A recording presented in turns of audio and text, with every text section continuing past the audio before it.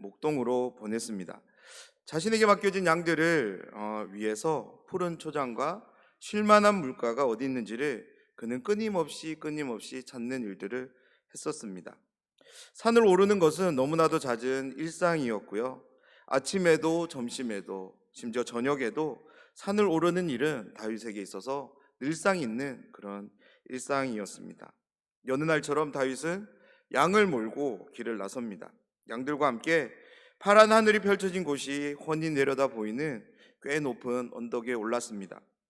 다윗의 눈앞에 하늘과 땅이 맞닿는 그런 절경이 펼쳐졌는데요. 처음 보는 광경은 아니었을 겁니다. 그런데 늘 보던 광경이었지만 그날만큼은 가던 길을 멈추고 우두커니 하늘을 바라보게 된 것입니다. 한참 동안이나 하늘만 쳐다본 다윗은 얼마의 시간이 지나자 무언가를 결심한 듯한 다부진 입술을 한 채 그 자리에 앉습니다. 그리고는 눈을 감고 한참을 생각에 잠깁니다. 그리고는 다윗의 입에서 이런 노래의 식구가 흘러나오는데요. 하늘이 하나님의 영광을 선포하고 궁창이 그의 손으로 하신 일을 나타내는도다. 시편 19편이 조금 우리에게 생생하게 다가오기 위해서 제가 이 말씀을 묵상하면서 다윗이 어쩌면 자신이 목동 생활을 하는 가운데 경험했던 그런 경험들을 토대로 이 말씀을, 이 노래를 하진 않았을까라는 그런 상상을 해보면서 이렇게 도입으로 여러분에게 소개를 해드렸습니다. 가장 좋은 것이 있다면 다윗이 여기에 와서 시편 19편을 낭독해 주는 것이 가장 좋은 것이겠죠. 그럴 수 없어서 제가 한 가지 준비한 것이 있는데요. 나눠드린 유인물 두 번째 장을 보시면 제가 수요 성경 강의 시간에 나오는 분들의 수준을 고려해서 제가 히브리어로 시편 19편을 이제 첫 번째 장 뒷면에는 전체를 다뤘고요. 이제 두 번째 장에는 19편 1절에서 6절을 이렇게 한번 내용을 적어봤습니다. 다 잘 읽으시겠지만 혹시나 하는 마음에 제가 한글 발음을 이렇게 적어놨으니까 우리가 한번 읽어봤으면 좋겠는데요. 이것이 어떤 의미가 있느냐라고 생각하면 할 말은 없지만 저는 히브리어를 공부하면서 모세가 했던 말, 다윗이 했던 말, 예수님이 했던 그 말을 그냥 우리가 한번 해보는 것만으로도 참 마음에 많은 감동이 있더라고요. 더군다나 시편 19편 다윗이 지은 시를 다윗이 했던 말로 우리도 한번 낭독해 본다면 좋은 그런 기회가 되지 않을까, 좋은 마음이 있지 않을까 그런 생각이 듭니다. 또 이 수요 성경 강해가 아니고서야 우리가 어떻게 히브리어로 이 시편을 한번 읽어보겠습니까? 우리가 한 단어씩 끊어서 읽었으면 좋겠는데요. 이제 히브리어를 처음 보시는 분들은 조금 생소할 수 있어요. 우리 한글은 이제 왼쪽에서 오른쪽으로 이렇게 쓰잖아요. 근데 히브리어는 이제 오른쪽에서 왼쪽으로 이렇게 써요. 그러다 보니까 이제 어떻게 읽어야 되냐면 레 다비드 미츠모르 이렇게 읽으시면 안 되고요. 오른쪽에서부터 라 무나체하 미츠모르 레 다비드 이렇게 한 단어씩 읽어가시면 돼요. 자, 준비되셨어요? 천천히 한번 해보겠습니다. 라 무나체하 미츠모르 레 다비드 하 샤마임 메세페림 케보드 엘 부마세흐 야다이브 마키드 하 라키야 욤 레욤 야비야 오메르 벨라엘라 렐라엘라흐 이에 하베흐 다야트 예인 오메르 베예인 데바림 벨리 니쉐마아 콜람 베콜 하아레츠 야짜 카밤 부비크제 테벨 밀레이햄 라쉐메시 샴 오헬 바햄 베후 케하탄 요제 메후파토 야시스 케 기보르 라루츠 올라흐 미크제흐 하샤마임 모짜오 부트 쿠파토 알 케초탐 베예인 니스타르 메 함마토. 이게 시편 19편의 1절에서 6절까지 이제 히브리어 발음이에요. 무슨 말인지 전혀 알아들을 수는 없지만 다윗이 했던 말로 시편 19편 읽으니까 어떤 마음이 드세요? 조금은 우리가 다윗이 된 그런 느낌이 드시나요? 제가 히브리어로 이제 시편을 읽어보고 싶었던 이유는 시편이 그냥 단순히 어떤 문어체가 아니라 시이고 노래이기 때문에 여기에 있는 운율이라는 것이 있는데요. 한글 번역에서는 이 운율을 느끼기가 어려워서 히브리어로 한번 읽어보면서 어떤 운율이 있는지를 한번 느껴보고 싶었어요. 이 단어들을 보면 이런 규칙들이 있는데요. 어떤 규칙이 있냐면 세 단어, 네 단어, 네 단어, 네 단어, 네 단어, 세 단어 이런 조합들을 우리는 찾아볼 수 있습니다. 이런 단어들의 조합을 통해서 리듬이라는 게 만들어졌는데요. 특별히 히브리인들의 어떤 정서 속에 이 344, 443이라는 어떤 리듬 조합이 있었다고 해요. 그리고 이 말들 중에 유사한 발음들, 비슷한 발음들을 이제 적극적으로 이제 대칭해서 사용하면서 특별히 이제 우리 어, 네 번째 줄에 보면 욤 레욤 이게 뭐냐면 날은 날에게라는 말이거든요. 이렇게 욤 레욤 그 라엘라 레 라엘라흐 이렇게 비슷한 발음을 대칭 교차적으로 사용하면서 강조한다든지 또 다른 어떤 리듬을 만드는 것을 우리는 보게 됩니다. 그래서 이 히브리어를 한번 읽어보면서 다윗이 그렇게 불렀을 것 같은 시편 19편 그리고 다윗 이후에 히브리인들이 그렇게 불렀을 것 같은 시편 19편 저는 개인적으로 예수님도 이 시편을 굉장히 많이 불렀을 거라고 생각이 듭니다. 예수님도 이렇게 히브리어로 이 시편을 불렀을 건데요. 그래서 그런 것을 우리가 조금 한번 경험해보자라는 생각에서 준비했으니까 좋게 받아주시기를 부탁드리겠습니다. 시편 19편을 노래한 다윗 그는 오늘 우리가 이 시편을 통해서 만나게 되는 어떤 모습은 정말 이제 탁월한 과학자고 탁월한 신학자라는 생각이 듭니다. 그는 비록 우주 천체 박사학위 소지자는 아니었지만 그 어느 우주 박사보다 훌륭하게 우주의 신비로움을 일상의 언어로 풀어내고 있고요. 그는 비록 신학 박사학위 소지자는 아니지만 그 어느 신학 박사보다 훌륭하게 신학적 지식을 간명하게 우리에게 전달해 주고 있습니다. 오늘 여러분과 함께 나누게 되는 시편 19편은 자연과 율법이라는 두 이제 영역에서 노래되어지는 시편인데요. 조금 더 이것을 구체화시키면 일반 계시인 우주를 통해서 하나님의 위대하심과 하나님의 영광을 찬양하는 내용이 있고요. 또 다른 하나인 이제 특별 계신 율법 말씀을 통해서 소우주인 인간을 통해 하나님의 뜻을 담아내는 노래가 바로 시편 19편입니다. 다시 말해서 시인은 우주의 영광에서 하나님의 말씀을 통해서 사람으로 이렇게 시선을 옮기면서 하나님의 위대하심과 하나님이 어떠한 분이신가를 노래하고 있는데요. 우리 나눠드린 유인물 첫 번째 이제 1번을 우리가 한번 같이 읽어보도록 하겠습니다. 1번 시편 19편은 함께 읽겠습니다. 이 시편을 지은 사람은 다윗이며 악기에 맞춰서 부른 찬양시인 동시에 지혜시로 분류된다. 내용은 하나님이 자신의 백성들과 함께 하시기 위해 허락하시는 두 가지 선물인 자연 일반 계시와 말씀 특별 계시를 신학적인 안목을 가지고 하나님의 영광을 아름답게 노래하는 시이다. 우리가 시편 19편을 우리가 기억할 때 이 두 가지를 꼭 기억해야 되는데요. 하나는 자연 만물이라는 것, 또 다른 하나는 율법, 토라라는 거예요. 이 두 가지는 서로 별개의 것으로 보이지만 이 두 가지는 하나님이 사람에게 자신을 계시하기 위해서 사용하시는 유일한 도구임을 우리는 기억했으면 좋겠습니다. 그리고 우리 두 번째는 이제 시편 19편의 이제 특징인데요. 시편 19편에는 이 두 가지 특징이 있어요. 뭐냐면 첫 번째는 평행 대칭을 이루는 구조가 있습니다.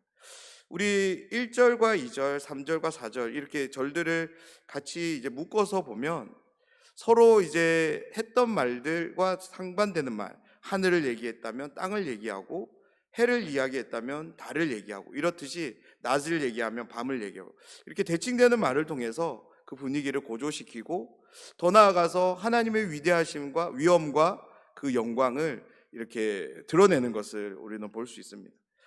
두 번째 이제 특징은 이제 서로 다른 두 시가 존재하는 것이 이 시편 19편의 특징인데요. 1절에서 6절 그리고 7절과 14절은 정말로 다른 시가 적혀져 있습니다. 그래서 처음 이제 이 시편을 읽으면 조금 어색하게 다가와요. 분명히 자연 만물을 통해서 노래한 시인이 계속적으로 그 자연 만물을 통해서 하나님이 어떠한 분이신가를 드러내면 좋겠는데 7절에서 갑자기 자연에 대한 얘기는 사라지고 율법에 대한 이야기들을 하는 것을 통해서 좀 이제 낯설게 우리가 느껴질 수 있는데요. 또 한 가지 특징이 있는데 1절과 6절에서 표현되는 하나님이라는 말과 7절에서 14절에 나오는 하나님이라는 말이 다르게 사용되고 있어요. 1절에서 6절은 하나님을 엘이라는 엘로힘을 줄인 그 단어를 사용하고요. 7절에서 14절은 여호와라는 단어를 사용합니다. 왜 이 두 시가 하나님에 대해서 서로 다른 단어를 사용해서 하나님을 표현하냐면 우리가 성경을 보면 1절에서 6절처럼 어떤 창조의 기사, 어떤 자연 만물을 통한 하나님의 일하심에 대해서 표현할 때는 엘로힘이라는 단어를 쓰는 것을 우리는 보게 됩니다. 7절에서 14절처럼 하나님이 말씀하시는 것들, 말씀과 관련된 부분에서는 여호와라는 단어를 기록하고 있음을 우리는 보게 되는데요. 다윈 역시도 이 이제 의미들을 그렇게 같이 사용하는 것 같아요. 1절에서 6절은 자연 만물을 통해서 하나님을 드러내려고 하니까 그 창조주 하나님이신 엘로힘을 표현했고요. 7절에서 14절은 율법에 관한 말씀하시는 하나님, 그 말씀으로 우리와 함께 하시는 하나님을 이야기하려고 하다 보니까 여호와라는 말을 사용한 것 같습니다. 우리가 또 한 가지 기억해야 될 것은 이제 여호와라는 이 단어가 히브리인들은 너무나도 거룩한 이름이어서 부르지 않았대요. 그래서 우리는 이제 성경에 여호와라고 기록되어 있지만 이게 어떤 발음인지 정확하게 잘 모릅니다. 왜냐하면 그 말이 너무나도 거룩해서 그 단어가 나오면 히브리인들, 특별히 이제 서기관들은 그 말 대신에 아도나이, 나의 주님이라는 말을 대신 썼다고 해요.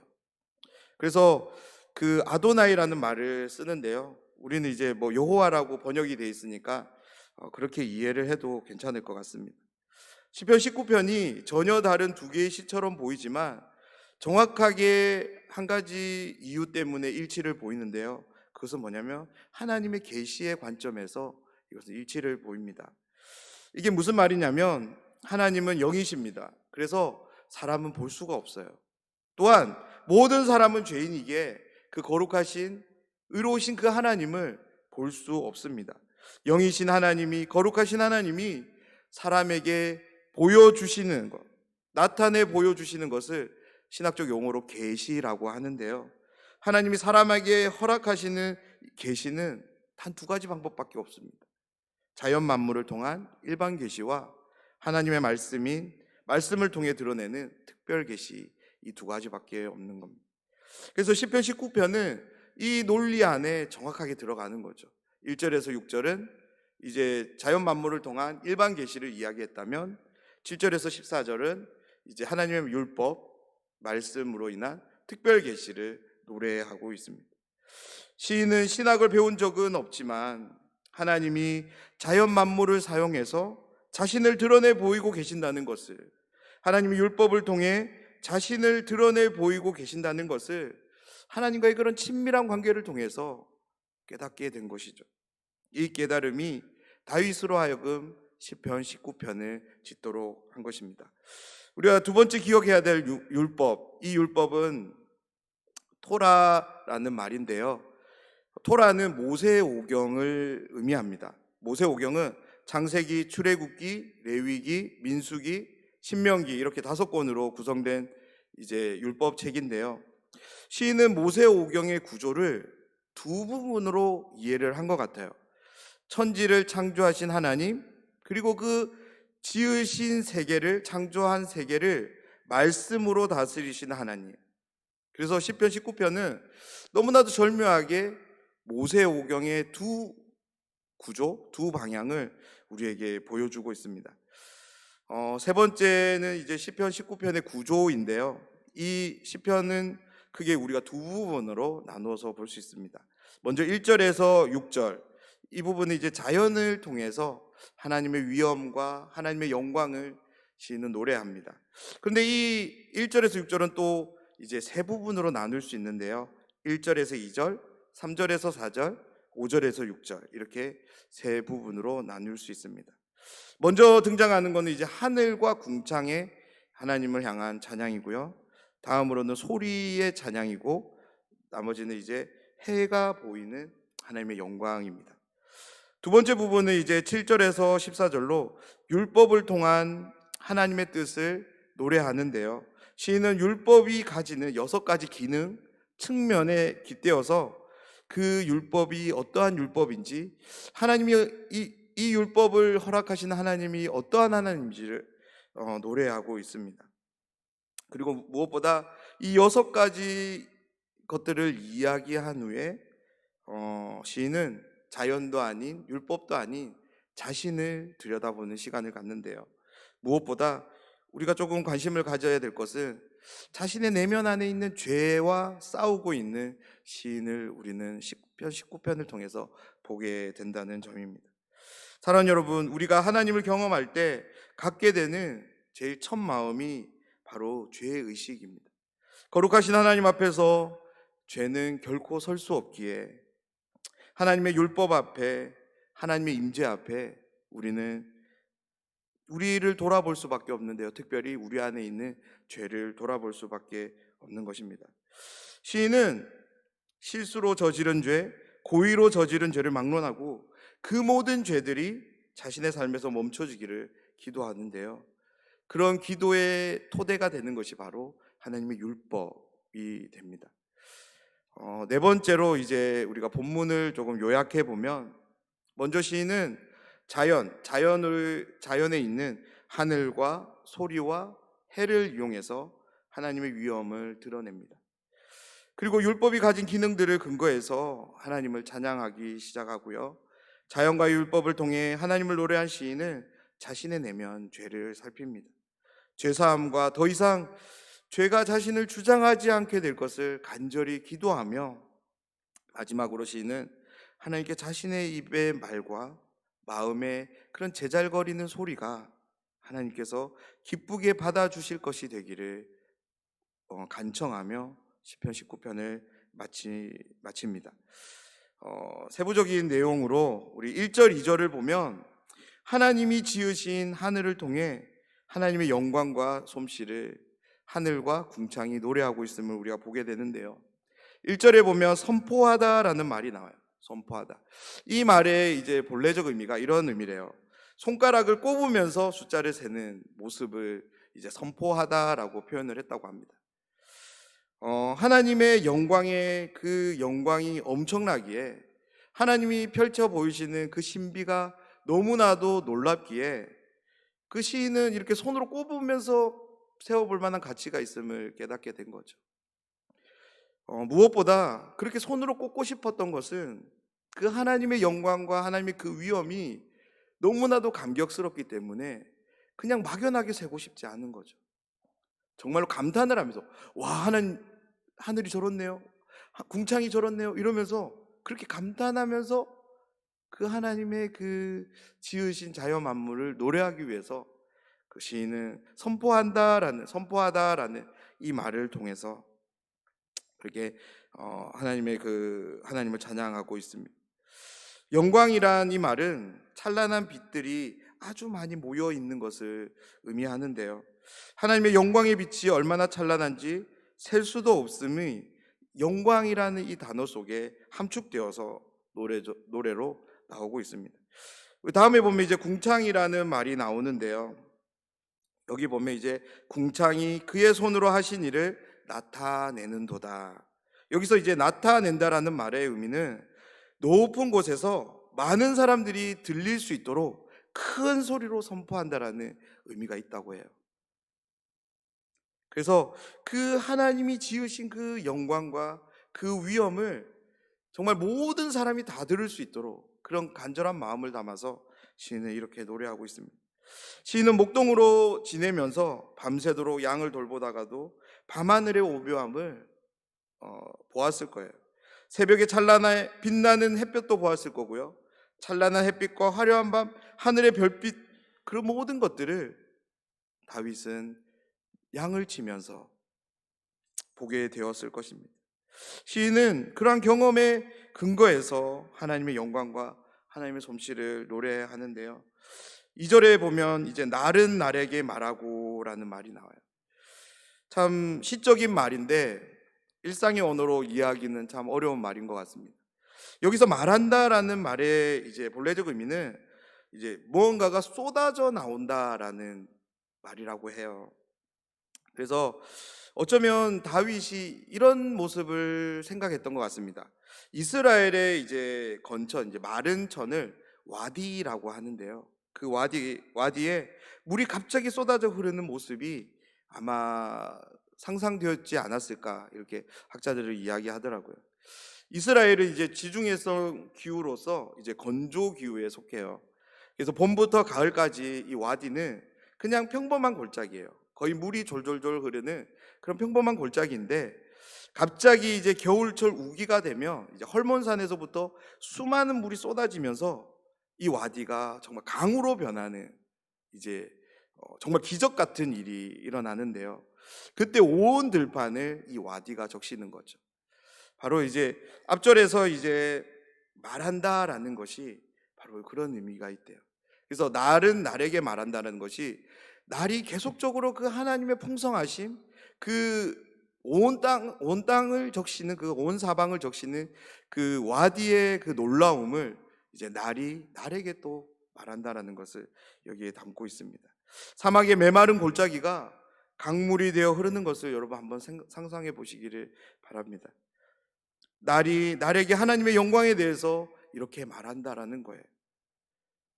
마치 메마른 골짜기가 강물이 되고 흘러 넘치는 것 같이 어제라고 하는 날이 오늘이라고 하는 날에게 하나님의 영광을 그렇게 전해주는 거예요. 오늘은 내일에게 또 그렇게 전해주고. 3절에서 보면 이제 언어도 없고 말씀도 없고 들리는 소리도 없다라는 말씀이 나옵니다. 이제 언어라는 것은 이제 쌍방이 소통할 수 있는 대화인 거죠. 또 말씀이란 것은 그 대화가 이제 그 대화가 이루어지는 내용을 말하는 건데요. 3절에 보면 언어도 없고 말씀도 없고 들리는 소리도 없다라는 말이 나와요. 시인은 하늘을 바라보면서 하늘의 무수히 많은 변화들을 봤던 것 같아요. 해가 뜨면 달이 지고, 달이 뜨면 해가 지고, 또 별이 뜨고, 날은 날로 밤은 밤으로 그런 연속되는 그런 변화 속에서 가만히 귀를 기울였는데 아무런 소리가 없는 거예요. 아무런 대화도 없는 거예요. 그런데도 그 변화는 일어나는 것을 보면서 이 시인은 감탄하게 된 거죠. 자신의 어떤 모습을 봤을 때는 자신은 양을 치기 위해서는 부지런히 어떤 소리를 내야 됐어요. 양을 몰기 위해서, 양을 쫓기 위해서, 혹은 양을 사냥하기 위해 달려오는 그런 뭐 늑대나 그런 짐승들을 쫓아내기 위해서 수없이 많은 소리들과 대화들, 그리고 자신의 일상은 그렇게 많은 소리들을 통해서 이루어졌는데, 하나님이 펼쳐 보이시는 이 자연 만물은 아무런 소리가 없는데도 불구하고 완벽한 변화를 보이는 것을 보면서 시인은 너무나도 신기했던 것 같습니다. 그래서 시인의 감탄은 이제 4절에서도 계속되는데요. 우리 4절 말씀을 함께 읽어보도록 하겠습니다. 그의 소리가 온 땅에 통하고 그의 말씀이 세상 끝까지 이르도다. 하나님이 해를 위하여 하늘에 장막을 베푸셨도다. 아멘. 그의 소리가 온 땅에 통하고 라고 먼저 이야기해요. 이 이 말의 이제 의미는 이런 말이래요. 참 재밌는 말인데, 그들의 줄자로 온 땅을 잰다라는 말이 있대요. 그러니까 온 땅에 통하고라는 이 통하다라는 말이 자를 가지고 줄을 잰다라는 말이 있습니다. 우리가 줄을 가지고 혹은 자를 가지고 땅을 재기 위해서는 어떻게 해야 될까요? 땅들을 손으로 짚든지 발로 밟든지 끊임없이 자를 대면서 줄을 대면서 이렇게 재는 것을 해야 될 것입니다. 소리가 비록 들리지는 않지만, 아무런 대화가 없지만 하나님의 말씀이 온 땅 위를 마치 손을 짚어가면서 발로 밟아가면서 온전히 두루 다니고 있는 것을 시인은 노래하고 있는데요. 여기에 더 중요한 의미가 있는데요. 우리가 무언가를 잴 때 언제 잽니까? 무언가를 측량할 때 우리는 줄을 사용해서 잽니다. 그렇다면 측량은 언제 하는가요? 자신의 소유를 이렇게 정하기 위해서 우리는 측량하는 것입니다. 바로 자연에 울려 퍼지는 그 소리는 온 땅이 하나님의 소유임을 드러내고 있는데요. 다름 아닌 하나님의 말씀으로 이 세상이 덮여지는 것을 시인은 이렇게 노래하고 있는 것입니다. 4절 후반절에는 이제 정말 재미난 표현이 나오는데요. 하나님이 해를 위하여 장막을 베푸셨다라는 표현이 나옵니다.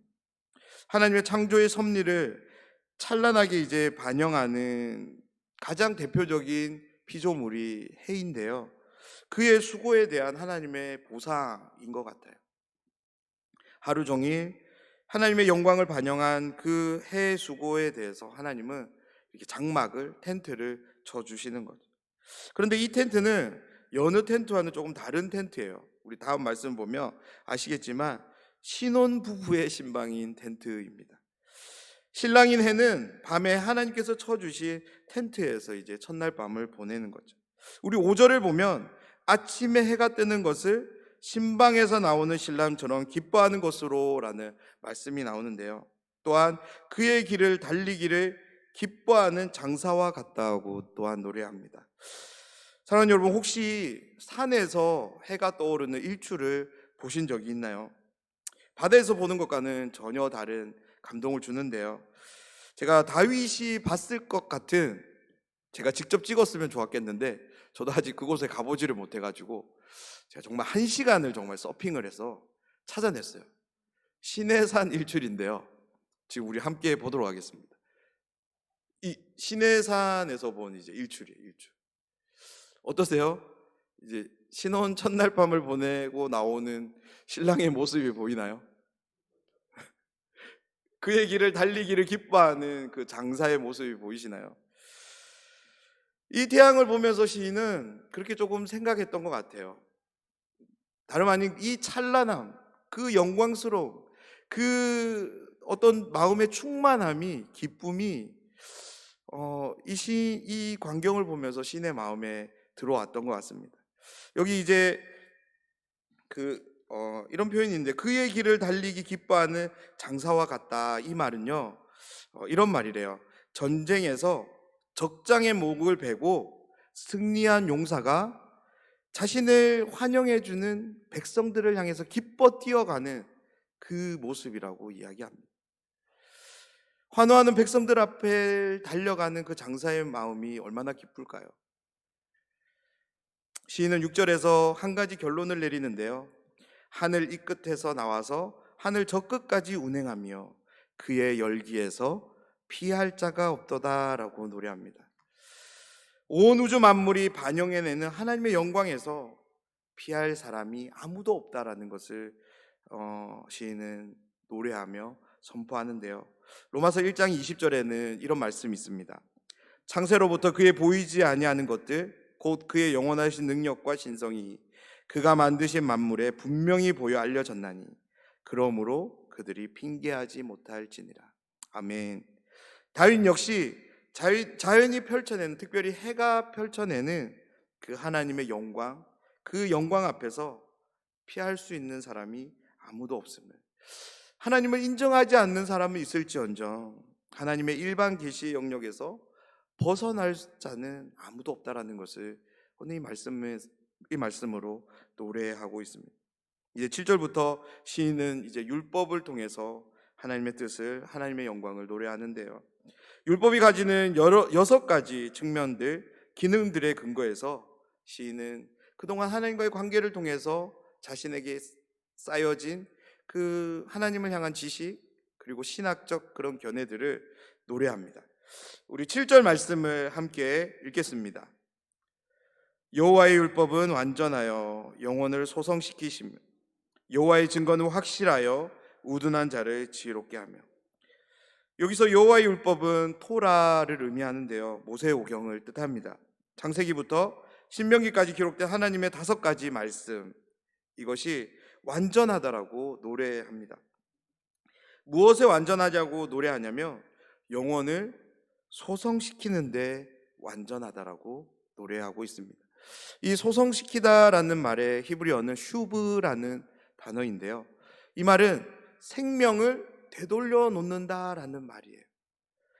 물과 음식이 없어서 굶어 죽어가는 사람에게 물과 음식을 줬을 때 그 영혼에게 다시 생명이 돌아오는 것처럼 여호와의 토라, 이 율법은 죽어가는 그 죽은 생명을 하나님 앞에 되살리는 그런 능력에 있어서 완전함을 시인은 노래하고 있습니다.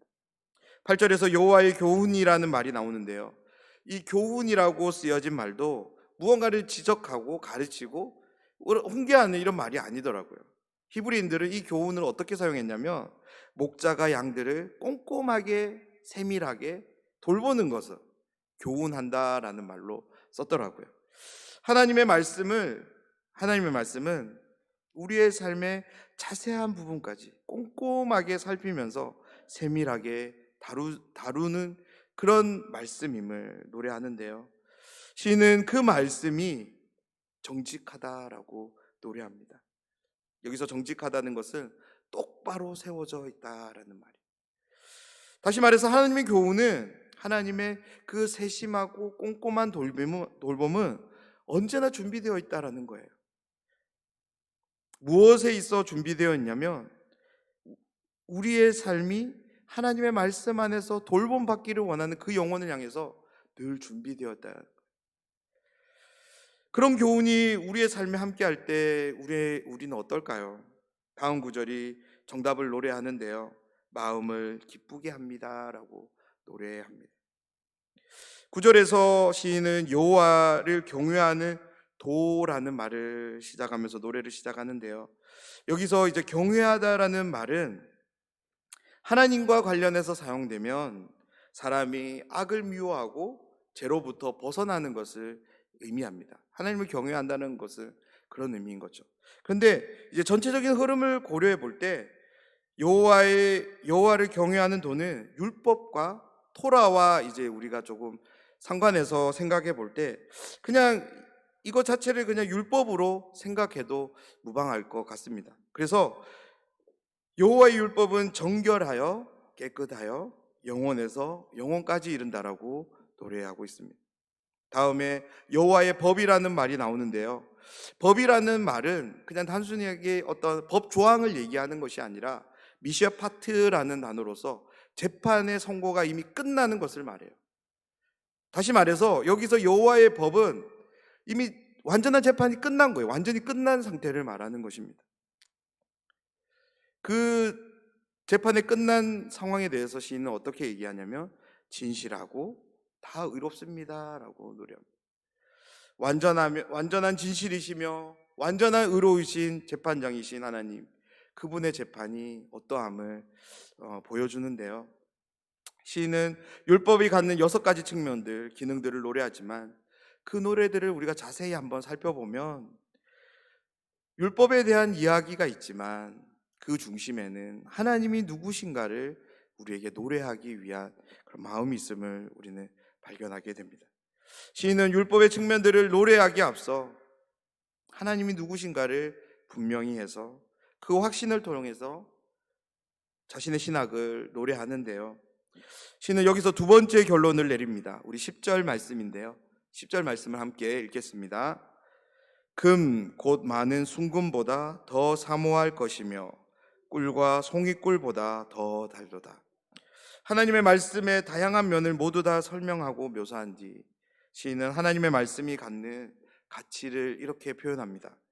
모든 사람들이 열광하는 금보다 순금보다, 모든 사람이 기뻐하는 꿀보다 송이꿀보다 더 사모할 만한 것이며 더 달콤한 것임을 노래합니다. 제가 이제 송이꿀을 한번 이제 그림을 준비했는데요. 여러분 송이꿀 보신 적 있으세요? 이게 유대 광야에서 이제 쉽게 구할 수 있다는 건데요. 우리 한번 그림을 부탁드리겠습니다. 이렇게 바위에서 이렇게 꿀이 이렇게 맺히는 거래요. 근데 이제 벌집 안에 있는 꿀을 우리가 생각하기 쉬운데 이렇게 바위에 맺히는 꿀이 송이꿀이라고 합니다. 꿀 덩어리도 송이꿀이라고 하지만 이제 이스라엘에서 이런 꿀들이 많다고 합니다. 그래서 저거 보면 어떠세요? 정말 달콤해 보이지 않나요? 근데 하나님의 말씀이 저거보다 더 달콤할 거라고 시인은 노래하고 있습니다. 11절에서 시인은 하나님의 율법으로 경고를 받고 잘 지키는 자에게는 상이 금을 우리에게 노래합니다. 시인의 첫 노래는 처음에는 하늘을 향했습니다. 그 다음에는 율법을 향했고요. 이제는 자신을 향하는데요. 하나님이 자연을 통해 말씀을 통해 사람들에게 계시하실 때 무엇을 위해 계시하실까요? 바로 그 사람이, 우리로 좀 적용해 보자면 바로 나라고 하는 사람이, 우리라고 하는 사람이 하나님을 믿고 하나님을 인정하게 하기 위해서 하나님 우리에게 계시하십니다. 바로 사람으로 하여금 하나님의 하나님 되심을 알게 하시기 위해서 하나님은 자연을 통해 자신을 드러내시고요. 하나님은 율법을 통해 자신을 드러내십니다. 자연을 통해, 율법을 통해 하나님을 발견한 시인은 12절에서 이렇게 고백합니다. 자기의 허물을 능히 깨달을 자 누구리요? 라는 이런 질문으로 노래를 시작하는데요. 여기에 나오는 허물이라는 단어는요, 고의가 아닌 실수로, 이제 부지 중에 일어나는 그런 잘못입니다. 그리고 다음 절에 나오는 이제 고의로 죄라는 단어와는 조금 대칭을 이루는 단어인데요. 여기서 말하는 고의로 죄는 하나님을 이제 알고 저지르는 죄죠. 이것이 죄인 줄도 알면서 하나님 앞에서 뻔뻔하게, 사람들 앞에서 기만하게 그렇게 짓는 죄를 말하는 것인데요. 하나님 앞에 선 이 시인은 부지 중에 짓든 죄든 고의로 짓든 죄든 모든 것을 막론하고 하나님 앞에 한 가지 마음을 기도합니다. 바로 죄로부터 벗어나게 해달라고 기도하고요. 죄를 짓지 말게 해달라고 기도하고요. 죄가 자신을 주장하지 못하게 해달라고 간곡하게 기도드립니다. 그러면서 하나님이 주신 마음으로 노래를 이어가는데요. 이렇게 노래합니다. 내가 정직하여 큰 죄가에서 벗어나겠나이다 라고. 시편 19편의 결론은 이렇게 시작합니다. 우리 14절 말씀을 함께 읽어보겠습니다. 나의 반석이시요 나의 구속자이신 여호와여, 내 입의 말과 마음의 묵상이 주님 앞에 연락되기를 원하나이다. 시인은 하나님을 향해 신앙을 고백하며 마지막 노래를 장식하는데요. 시인은 먼저 하나님이 자신의 반석 되심을 노래합니다. 반석은 어떤가요? 평평하고 넓은 돌입니다. 그래서 흔들리지 않는 돌이고요. 그 어떤 것에도 영향을 받지 않는 돌입니다. 그래서 성경에서 반석은 하나님의 전능하심과 신실하심, 그리고 하나님의 보호를 의미합니다. 자신은 또한 이제 하나님이 자신의 구속자가 되심을, 구원자가 되심을 함께 노래하는데요. 그리고 이렇게 마무리 짓습니다. 내 입의 말과 마음의 묵상이 주님 앞에 연락되기를 원합니다 라고 청원으로 시편 19편을 마무리합니다. 여기서 주님 앞에라는 말의 이제 본래적 의미는 주님의 얼굴 앞에라는 말이에요. 다시 말해서 얼굴이라는 것은 임재를 상징하는데요. 그러니까 주님의 얼굴 앞에라는 말은 하나님의 임재를 말하는 거죠. 다시 말해서 하나님의 임재 앞으로 나아간다는 것은 하나님의 통치와 다스림을 따르겠다라는 그런 마음의 고백인 것입니다. 여기서 연락되다라는 말의 의미는 기쁘게 받으신다라는 말인데요. 이런 의미를 통해서 14절 마지막 부분을 정리해 보면 시인은 자신의 입의 말과 마음의 그 묵상이 하나님의 통치와 다스림, 하나님의 뜻에 따르기를 소원하면서 그 소원을 하나님께서 기쁘게 받아주시기를 간곡하게 요청드리고 있는 것입니다. 오늘 이 시편 19편을 통해서 두 가지를 좀 생각했으면 좋겠는데요. 첫 번째는 하나님의 영광을 드러내는 우리가 되면 좋겠습니다. 하나님으로부터 지음받은 모든 피조물은 하나님의 영광을 드러내야 될 자들입니다.